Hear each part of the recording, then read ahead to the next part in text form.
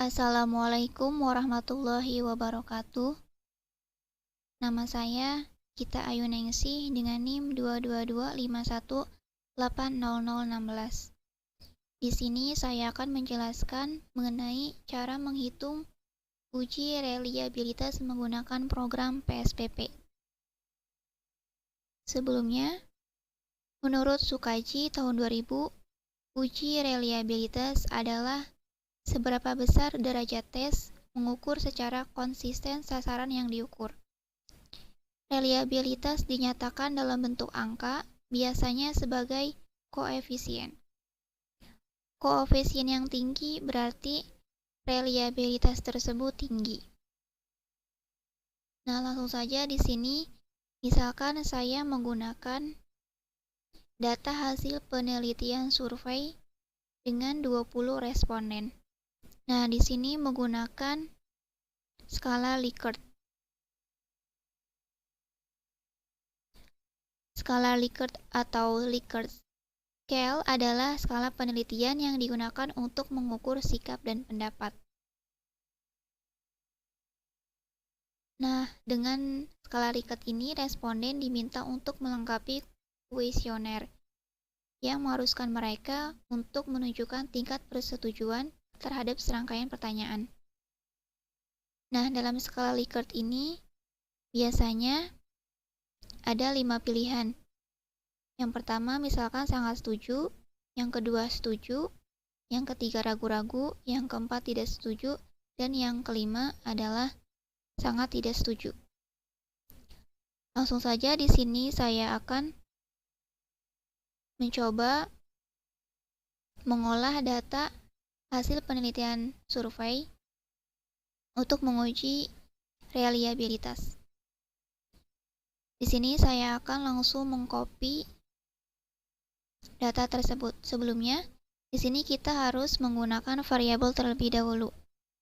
Misalkan di sini saya menggunakan 10 pertanyaan. Saya tulis sebagai berikut. Misalkan saya tulis item 1 sampai 10.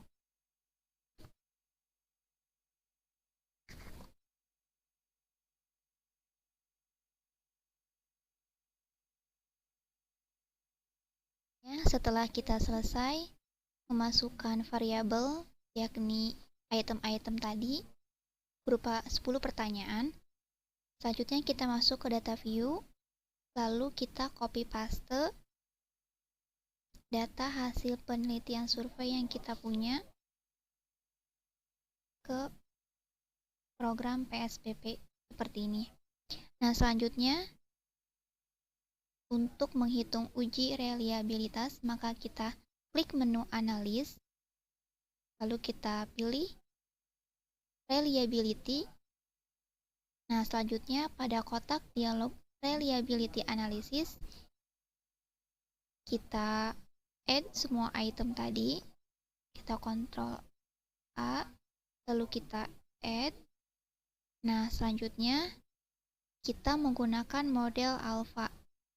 Kita pilih yang alpha. Selanjutnya boleh kita klik show descriptive.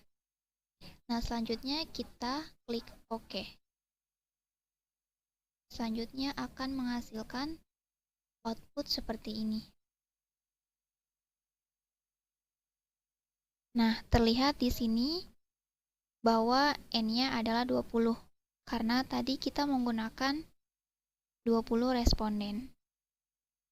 Selanjutnya, karena tidak ada data yang kosong atau dalam hal ini jawaban responden terisi semua, maka jumlahnya valid, yakni sebesar 100%. Nah, selanjutnya di sini terlihat bahwa hasil reliabilitas statistiknya yaitu 0,80, yang artinya lebih dari 0,6. Dalam hal ini, jika nilai Cronbach alpha-nya lebih dari 0,6, maka kuesioner atau angket dinyatakan reliable atau konsisten.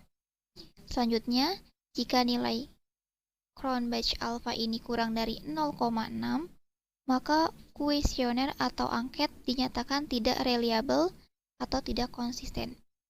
Karena di sini nilai Cronbach alpha-nya lebih dari 0,6, maka dapat disimpulkan bahwa kuesioner atau angket ini dinyatakan reliable atau konsisten.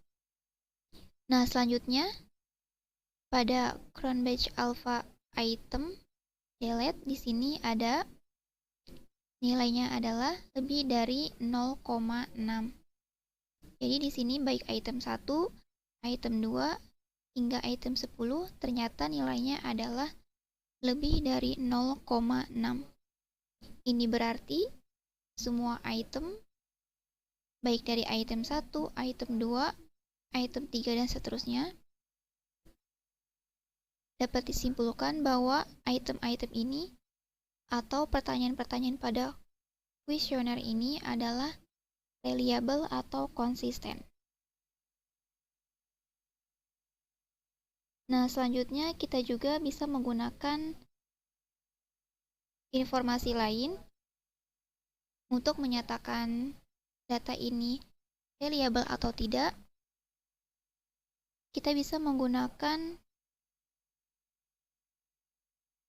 dalam bukunya Joko Widianto, menjelaskan bahwa dasar pengambilan keputusan dalam uji reliabilitas adalah yang pertama, jika nilai Cronbach alpha lebih dari R tabel, maka kuesioner dinyatakan reliable.